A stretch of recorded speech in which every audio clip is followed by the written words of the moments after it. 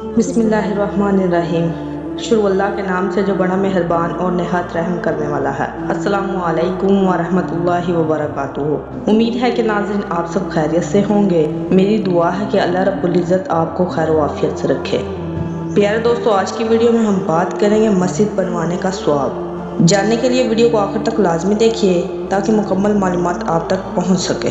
ارشاد فرمایا اللہ تعالیٰ نے کہ بے شک مسجدوں کا بنوانا اور ان کا آباد کرنا انہی لوگوں کا کام ہے جو اللہ پر اور قیامت کے دن پر ایمان رکھتے ہیں اور ہمیشہ نماز پڑھتے ہیں اور اپنے مالوں کی زکوٰۃ دیتے ہیں اور اللہ کے سوا کسی سے نہیں ڈرتے۔ ایسے لوگوں کے لیے وعدہ ہے کہ وہ راہ نجات تک یعنی جنت میں پہنچ جائیں گے۔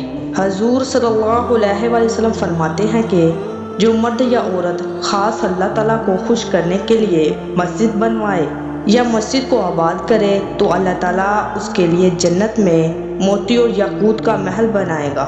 مسجد بنوانا یا اس کے لیے زمین دینا یا خرید کر زمین لے دینا، جان و مال سے اس کی خدمت کرنا، اس کے تعلق میں پانی کا اور وضو اور غسل کی جگہ بنوانا، چٹائی دری وغیرہ بچھوانا اور اس کے اخراجات کے لیے دکانیں یا مکانات وغیرہ بنوانا یا وقف کر دینا، طاقت کے موافق اس میں چند دینا یا کسی مسجد کی مرمت کرا دینا یا اس کے قریب مدرسہ کھول دینا، سب صدقہ جاریہ ہے اور یہ ایسا جاری رہنے والا عمل ہے کہ مرنے کے بعد جب آدمی قبر میں پڑا ہوگا اور ایک ایک نیکی کو ترسے گا اس وقت بھی اس کا ثواب پہنچتا رہے گا۔